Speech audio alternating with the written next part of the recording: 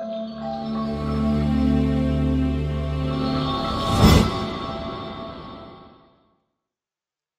मुलांनो, मी अभिषेक ठिगळे, एज्युकल्चर मध्ये तुमच्या सगळ्यांचं स्वागत आहे. स्क्रीनवरचा प्रश्न बघा. कुठल्या टॉपिकचा प्रश्न आहे? तर सरासरी टॉपिकचा प्रश्न आहे. कुठून कळतंय आपल्याला? इथं चेंडू फेकण्याची सरासरी दिली. हा जर प्रश्न तुम्ही एक्स घेऊन वगैरे सोडवायला गेला ना, भयंकर किचकट जातो. तुम्हाला इथं माझी मेथड दाखवतो. हा प्रश्न कसा सोडवायचा.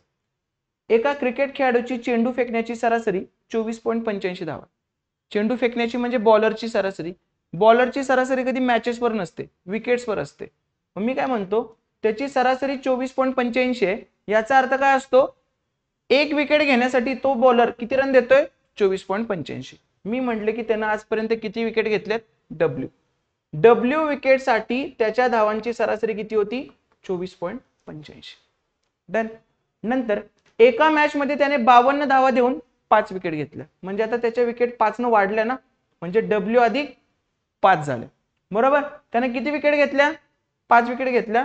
आणि त्यामुळे त्याची सरासरी काय झाली रे? 0.85 न कमी झाली.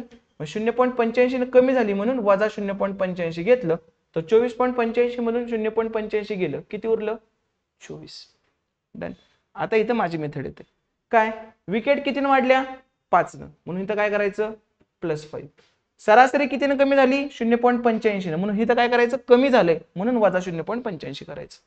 आता 5 गुणिले 24 करायचं आणि डब्ल्यू गुणिले वजा 0.85. ठीक आहे. ट्रिक बिक नाहीये. सर असं कसं केलं, तसंच केलं, ह्याच्या मागचं शिकवलंय सगळं आपण कन्सेप्ट बॅच मध्ये. ठीक आहे. आणि हे एवढ्या सोपं होतं. इन्क्लुजन एक्सक्लुजन सगळे गणित यानं सुटतात. बघा आता. मग ह्याचं उत्तर जे येतं 5 गुणिले 25 24 किती आलं? 24 पंचे 20 आणि डब्ल्यू गुणिले वजा 0.5 किती आलं? वजा 0.85 डब्ल्यू. बरोबर.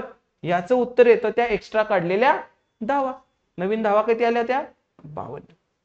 बस एवढं सोडवायचं. आता हे तिकडे गेलं तर काय होणार? अधिक 0.85 डब्ल्यू आणि इकडे काय होणार? 120 वजा 68. म्हणजे ह्याचं किती आलं? 120 वजा 52. किती आलं याचं उत्तर? 68. आणि इकडे किती आहे रे? 0.85 डब्ल्यू.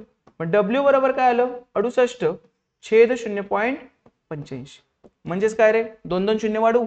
68 वर 2 शून्य आणि खाली किती येणार? 85. 17 5 85, 17 चोक 68, 2 शून्य दिले. 5 1 5, 5 8 40. विकेट्स किती होत्या रे त्याच्या? 80. दिसायला तर सिंपल वाटतंय की नाही? ठीक आहे. तुम्ही हे ते एक्स वगैरे घेऊन पकडा आणि मग ते सोबत काढत बसा. भयंकर अवघड जातंय. हे आता दिसायला तर सोपं जातंय. तर हीच ती गणित आहेत, अशा प्रकारची गणितं जी तुम्हाला 17 18 19 पर्यंत घेऊन जातात, की जिथं इतर लोक सोडवत नाहीयेत तिथंच कव्हर केलं आपण तरच पुढे जाणार आहे.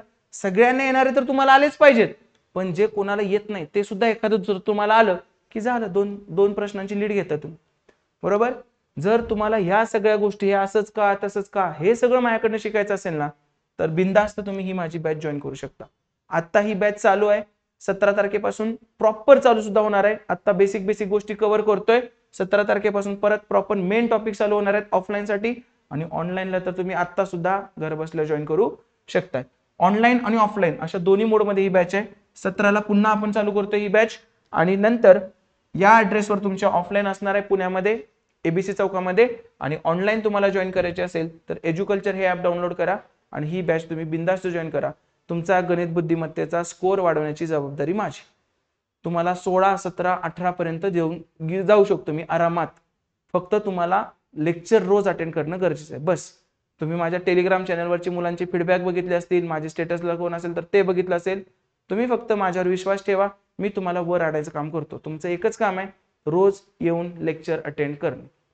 तुम्हाला काही डाऊट असतील तर हा माझा नंबर आहे, याच्यावर तुम्ही कॉल करून मला विचारू शकता की बॅच विषयीची माहिती असेल, तुमचे इतर डाऊट्स असतील काय, तर ते सगळे तुम्ही मला या नंबरवर विचारू शकता. धन्यवाद.